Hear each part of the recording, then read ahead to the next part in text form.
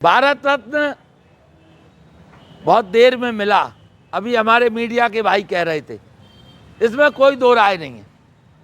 लेकिन देर आए दुरुस्त आए, और भारत सरकार ने ये निर्णय लिया प्रधानमंत्री के नेतृत्व में। हमें ये निर्णय बहुत ही सराहनीय और प्रशंसनीय लगा।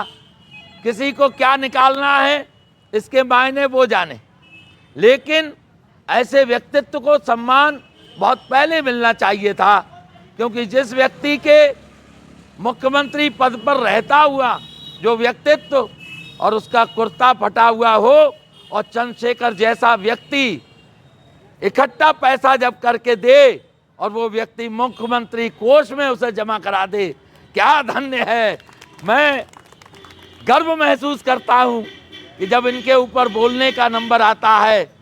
आज ही के दिन 24 जनवरी सन 1924 को बिहार के समस्तीपुर के पितौंजिया एक छोटे से गांव में, और ऐसे श्री गोकुल ठाकुर जी के यहाँ और श्रीमती राम दुलारी देवी के यहाँ जन्मे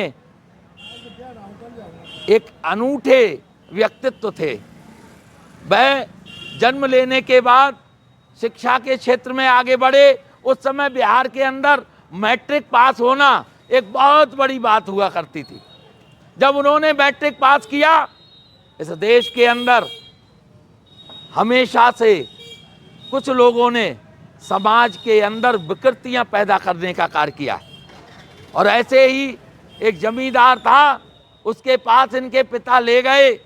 जैसे ही मैट्रिक पास ही नहीं किया, first class first division pass किया, जाकर के उस जमींदार से कहा कि आज हमारे बेटा ने जो है मैट्रिक फर्स्ट क्लास पास किया है।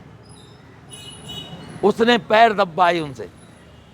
यहाँ से उस बच्चे के अंदर, जिसका नाम था महान जननायक कर्पूरी ठाकुर, एक व्यक्तित्व जागा, और उस व्यक्तित्व ने आगे बढ़कर के मात्र 18 वर्ष की अवस्था में और 17 वर्ष की अवस्था में केवल छात्र सभा को संबोधित करते हुए कहा कि अंग्रेज क्या मुट्ठी भर अंग्रेज हैं, अगर भारत के लोग थूक देंगे तो ये बह जाएंगे उसमें।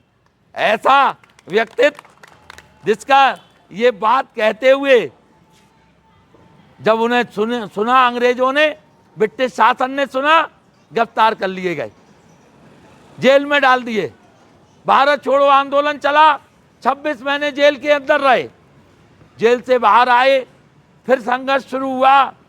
पैसे भी थे नहीं, लेकिन उसके बावजूद जनता के अंदर इस जननायक का मनोभाव था कि जो पिछड़ी है, गरीब है, उस जनता को कैसे न्याय दिलाया जाए। हमेशा से इस समाज के अंदर पिछड़े गरीब, चाहे वो किसी भी समाज के हों, चाहे वो मेरे समाज के हों, चाहे आपके समाज के हों, चाहे अन्य समाज के हों, कोई भी जो गरीब है उसकी केवल गरीब जाति होती है और कोई सी नहीं होती। ये वास्तविकता है। और इसने गरीब जाति के लिए, इस व्यक्तित्व ने अपना जीवन झोंक दिया, समर्पित कर दिया। और जब ये 1952 में विधायक बने, और उसके बाद जब ये आगे बढ़ते हुए उप मुख्यमंत्री तक पहुँचे, इन्होंने पिछड़ी जातियों के लिए अपने कदम आगे बढ़ाने शुरू किए। और जब ये मुख्यमंत्री बने, तब इन्होंने उनके लिए एक आरक्षण की व्यवस्था की जो होनी चाहिए, क्योंकि उन्हें न्याय नहीं मिला। ये वास्तविकता है। हमने भी अपने समाज के गरीबों के लिए आर्थिक आधार पर आरक्षण की मांग की थी, और वह पूरी हुई 2019 में। कुछ लोगों ने हमसे कहा, ब्राह्मणों में मिश्रा जी कमाल कर रहे हैं, आप ब्राह्मणों के लिए आरक्षण की मांग। मैंने कहा नहीं, आप जाते ही नहीं हैं उस गांव देहात में, क्योंकि वो बाहर आके गरीब बताता ही नहीं है कैसे वो पानी में नमक मिर्च डाल के अपने बच्चों को सम्मान के कारण खिला देता है चुपचाप। मैंने कहा मैं जाता हूँ, मुझे पता है तब वो लड़ाई हमने लड़ी थी, लेकिन इन्होंने उन पिछड़ों की लड़ाई लड़ी। हमने किसी आरक्षण का कभी विरोध नहीं किया। लोग चाहे कितनी भ्रांति फैलाएं समाज के अंदर, क्यों? क्योंकि जो गरीब है उसकी केवल एक गरीब जाति है, और उसके लिए न्याय मिलना चाहिए, चाहे वो दलित समाज का हो, पिछड़े वर्ग का हो, और चाहे वह समण का हो। इसमें सबको एकजुट होना चाहिए। किसी भी गरीब के लिए अगर न्याय मिलता है तो हमें समर्थन करना चाहिए। और अगर हम ऐसा नहीं करते हैं तो ये हम समाज के साथ, उस गरीब के साथ अन्याय करते हैं। लेकिन ये देखिए, एक ऐसा व्यक्तित्व जिस पर कुछ भी नहीं था और जिसके पास आर्थिक ये स्थिति नहीं कि झोपड़ी पड़ी हुई है, मैंने इनसे प्रेरणा ली है। मैं उस ब्राह्मण समाज का राष्ट्रीय अध्यक्ष होने के बाद गर्व के साथ कहता हूं कि मैंने कर्पूरी ठाकुर जी से ईमानदारी की, जीवन जीने की, समाज सेवा की प्रेरणा ली है। आप सबके लिए गर्व करना चाहिए। अरे अभी बोल रहे हैं, आप सबको गर्व करना चाहिए, अपने समाज पर गर्व करना चाहिए कि आपके यहाँ एक ऐसा महापुरुष पैदा हुआ कि जिसने पूरा जीवन समाज, देश और गरीबों को समर्पित कर दिया। कर्पूरी ठाकुर अमर रहे, कर्पूरी ठाकुर अमर रहे। आप ये देखिए, रामनाथ जी इनके बेटे हुए, ये मुख्यमंत्री हो गए तो वहां पर पत्र लिख करके देते हैं, भेजते हैं बेटे के पास, पितौजिया गांव में। कहते हैं कोई ऐसा मेरे ऊपर कलंक ना लग जाए, तुम्हें कोई प्रलोभन दे, तुम्हें कोई लालच दे तो तुम ले मत लेना। क्या है, मैं रात खुशी से झूम उठा, खुशी के आंसू आ गए मेरे कि एक ऐसे ईमानदार व्यक्तित्व के लिए भारत रत्न की घोषणा हुई है। वास्तविकता ये है, ईमानदारी जीवन के अंदर कहने की बात नहीं है। लोग कहते हैं, मंच से कहते हैं, लेकिन ईमानदारी से जीते नहीं। मैं उन्हें चुनौती देता हूं। 30 वर्षों का, 35 वर्षों का सामाजिक जीवन है, लेकिन आज तक मैं किसी लालच में नहीं जिया, किसी के उसमें नहीं जिया। लेकिन वास्तविकता ये है कि इन नेताओं से, इनसे, चाहे वो किसी समाज का हो, चाहे वो दलित समाज का हो, चाहे वह किसी भी अन्य समाज का हो, उससे प्रेरणा लेनी चाहिए हर समाज के व्यक्ति को और नई पीढ़ी को विशेषकर, जो आज चकाचौंध में गलत कामों की तरफ आगे बढ़ रही है, उसे कर्पूरी ठाकुर जी से प्रेरणा लेनी चाहिए। ये वास्तविकता है। तो उसे पत्र लिखते हैं बेटे को, मेरे ऊपर कोई कलंक ना आ जाए, तू किसी लालच में बता जाना। अरे क्या धन्य हो, ओ भाग्य, इस पृथ्वी पर कर्पूरी ठाकुर जैसा नेतृत्व हमें मिला। बिहार के अंदर जननायक जयप्रकाश जी और डॉक्टर राम मनोहर लोहिया जी आपके गुरु थे, लेकिन आपके जो शिष्य थे उनकी भी सुन लो, लालू प्रसाद जी, नीतीश जी, रामविलास पासवान जी। लेकिन शिष्यों ने ईमानदारी की प्रेरणा नहीं ली। मैं इस वजह से स्वतंत्रता से कहता हूँ, मैं किसी राजनीति से ना प्रेरित हुआ, ना राजनीति मैंने ज्वाइन की। तो मैं आज भी ये खुल के कहता हूँ कि जो इनके शिष्य थे, अब बताइए, कर्पूरी ठाकुर जी की कमी थोड़ी है कि लालू यादव चारा घोटाले में फंसे, वो तो लालू यादव की कमी है। उन्होंने शिक्षा थोड़ी गलत दी, लेकिन इन्होंने जयप्रकाश जी और डॉक्टर राम मनोहर लोहिया जी से समाज सेवा का जो प्रण लिया, वह पूरा करके मुख्यमंत्री के पद पर पूरा करके दिखाया। विदेश में गए, कोट फटा हुआ है। अरे क्या व्यक्तित्व रहा होगा कि जो मुख्यमंत्री के पद पर बैठा हो और जिसकी झोपड़ी हो।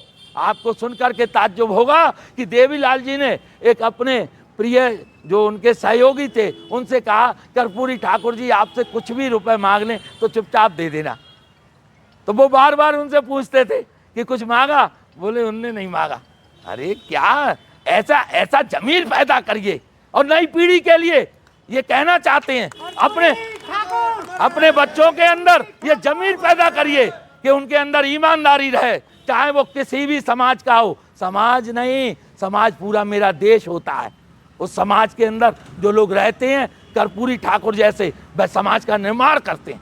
और आप भी अपने बच्चों को ऐसा बनाइए कि वो समाज के निर्माण में आगे ईमानदारी से इस देश के लिए कार्य करें। और हम महापुरुषों का नमन इसी वजह से करते हैं कि इनका त्याग और तप ऐसा प्रेरणादायी है कि मन गदगद हो जाता है। जब इनके ऊपर बोलते हैं तो हमारा सीना गर्व से भर जाता है कि हम ऐसे देश में जन्मे जहाँ ऐसे महापुरुष थे कि मुख्यमंत्री 2-2 बार रहने के बाद, उप मुख्यमंत्री रहने के बाद, शिक्षा मंत्री रहने के बाद, और कुर्ता फटा हुआ है। अरे साहब, और हम लोग तो ये सोचते हैं कि कुछ और जरा सच समर के और जाएं। ईश्वर ने मैं ईश्वर को धन्यवाद देता हूँ कि ईश्वर ने मुझे इतना सक्षम बनाया कि मैं इतना गरीब नहीं हूँ। लेकिन ये व्यक्ति ने कितना संघर्ष किया होगा, सोच करके मुझे ताज्जुब होता है। 1952 के बाद कोई चुनाव नहीं हारे, आपको सुनकर के ताज्जुब होगा कि जब 17 फरवरी 1988 को इनके घर पर वहाँ पहुँचते हैं, हेमवती नंदन बहुगुणा से लेकर के जाने कितने जो है नेतृत्व करता है इस देश के नेता पहुँचते हैं और देखते हैं वहाँ पर झोपड़ी जब देखते हैं गर्व से सीना भर जाता है हमारा कि ऐसा प्रेरणादायी व्यक्तित्व इस देश में नेता रहा, स्वतंत्रता संग्राम सेनानी रहा और हम सबका प्रेरणा स्रोत ऐसे कर्पूरी ठाकुर को भारत रत्न दिया गया है। हम सब गौरवान्वित महसूस कर रहे हैं। क्यों? देखिए, झोपड़ी के अंदर एक मकान तक जो व्यक्ति नहीं बना पाया, जो अपने बेटे से कहता है तुम प्रलोभन में मत आ जाना, जब इन्होंने बेटी की शादी की किसी का वो नहीं उतरने दिया, डीएम से कह दिया कोई भी वो हेलीकॉप्टर और हवाई जहाज या कोई भी स्पेशल गाड़ी, विशिष्ट गाड़ी प्रवेश नहीं कर जाए, क्योंकि ऐसा महसूस ना हो कि कोई लिफाफा दे के मोटा सा मुझे जा रहा है तो मुझे शर्म महसूस हो। बताइए, और हम लोग उस स्थिति में कहाँ पर हैं, किस जगह खड़े हैं? हमें अपने बच्चों को घर में ये बातें सिखानी चाहिए। कर्पूरी ठाकुर जैसे व्यक्तित्व के बारे में, चाहे वो ब्राह्मण हो, चाहे वो क्षत्रिय हो, चाहे वो कोई भी समाज का मुस्लिम क्यों ना हो, हर एक को अपने बच्चों को ये सीख देनी चाहिए। ईमानदार बनना है तो कर्पूरी ठाकुर की तरह बनिए, समाज के लिए जिए। तो मैं ऐसे कर्पूरी ठाकुर के लिए शत नमन करते हुए अपने मुक्तक की 4 लाइनों से अपनी वाणी को विराम दूंगा कि सूर्य तो छिप गया, तेज पुंज बाकी है, काव्य के सिंधु में भावना की लहर बाकी है, और क्या हुआ, तुमने ढक लिया उजेले को और दीप तो बुझ गया, किरणों का सफर बाकी है। जय हिंद, जय कर्पूरी ठाकुर।